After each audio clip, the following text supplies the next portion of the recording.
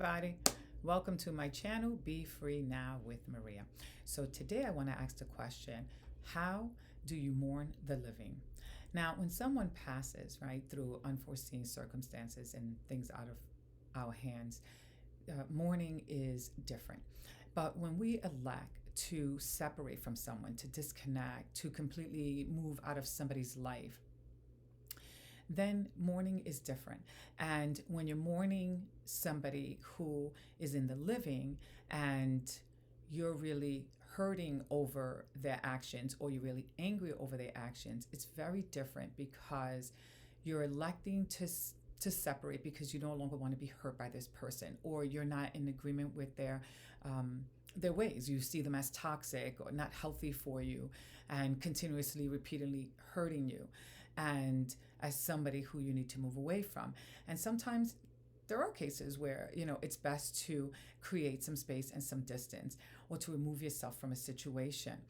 But when we see ourselves as we have to do this to survive, right, or to be okay emotionally, it's almost forced. And it's difficult because even though a part of our brain says, yes, I need to do this, our heart is saying, I don't really want to.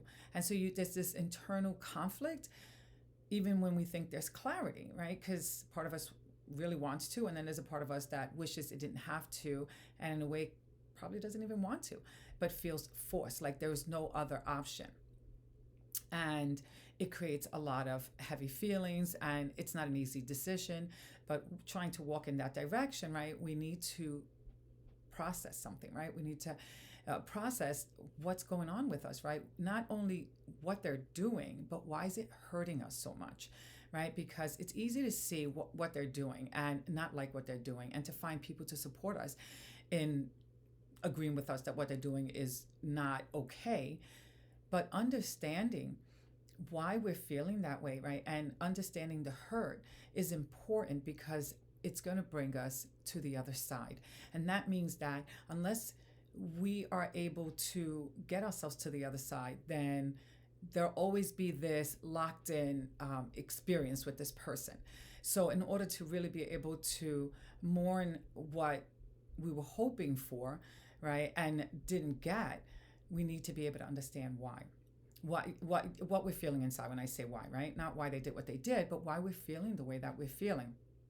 And once we understand that, right, and we're able to process that, then we're able to also move into another phase, which is forgiveness, which sounds kind of weird, right? Because if we're deciding that we're going to move away from this person because they're toxic, well, why do I need to forgive them? Well, forgiveness, right? I mean, we hear it being said that when we forgive, we free ourselves. Yes, that's true. But there's also, right, before we free ourselves, there's also this process of coming to terms with the fact that they are doing things, right, that has caused us emotional pain, but this is about them, right? And so they're going through something and then they're acting out on you. And it's not so much about them wanting to hurt you as much as it is them having so much pain, not knowing how to address that pain, then results in the manifestation of their actions and their behavior. But they're not able to see that. And it's important, right, to process that and to see that as well, because it does help us with forgiveness, right? Because we hold on so tight to what they've done and to the pain that it weighs us down. It weighs us down heavily emotionally. And like I said, even though we may have just cause because they really did do all those things that really hurt us, it still doesn't really work for us to hold on to that, because we're going to feel heavy. Even though we're separated and even though we decided to create this distance or to, forget about them and to X them out of our lives, we're still linked in emotionally. So through forgiveness, right, we're able to release from that, connection, and from that, the connection of pain, we're able to release, right? And once we're able to let that, right, go and put that into a certain perspectives for ourselves, then we're able, right, and come to that acceptance that they're struggling and going through whatever they're going through. That doesn't make it okay. It just means that this is where they were at and we have a need, and this is why we're really hurt about their actions. And so the next thing, right, that we want to look at is, right, how do we meet that need for ourselves? Right? Because holding on or expecting this person to be able to give us what they're not able to give us isn't really going to bring us closer to where we want to be and how we want to feel.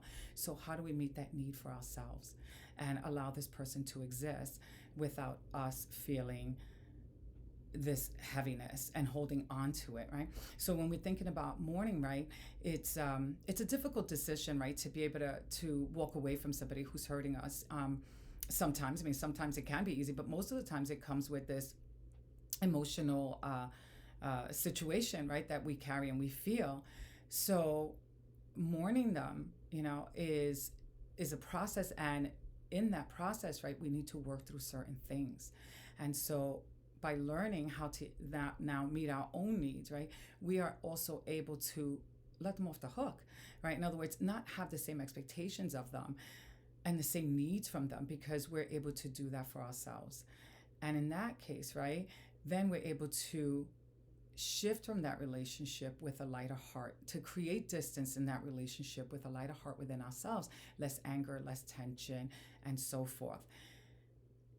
And in that process, right, we start to free ourselves.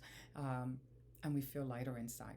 So with that said, I also want to pick a word from a bag of words to see what else I'm inspired to share. Oh, and I got 2 words. Let's see. Pride and panic. Okay, so panic. I'll start with that because panic is interesting. A lot of times when things aren't going our way and we're in a lot of pain, and we want to make a decision for ourselves and we find ourselves, struggling with that decision, internally, we are panicking. We're panicking because we're finding ourselves in a crossroad that we've never really wanted to be in, and having to make decisions that we don't really want to make. In other words, yes, a part of us is saying, that's it, I'm cutting them off.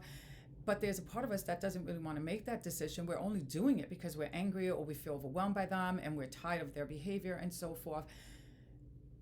But yeah, there's a part of us that's panicking because this is not something that we plan for, especially if it's a really close relationship, like a family member, right? You don't really plan on cutting somebody off, especially, right? Or a close friend that you grew up with. It's not something that you plan for, you anticipate it happening. And so, yes, it can create some panic and some emotional distress, right? So that's one thing. And the next word is pride. Now, sometimes, when we're really angry, we also tend to hold on to pride, especially when we really do have just cause, right? In other words, they've done what they've done, and anybody would agree, right, that it was wrong. And we are really standing in our firm belief that this is not right and they need to go and so forth. And we start to get so caught up in our emotions and our anger and our hurt that sometimes it creates an unhealthy pride, also, right, that we start to function from that, and that creates a negative dynamic within ourselves, right? So, healthy pride is one thing, right? But an unhealthy pride is something else. So we want to factor that in and take that into consideration as well, because it affects us. So I hope that helps you and that you found this video helpful. If you did, then please hit the like button and subscribe to my channel so you're notified when I upload other videos. Thank you and have a beautiful day. Bye for now.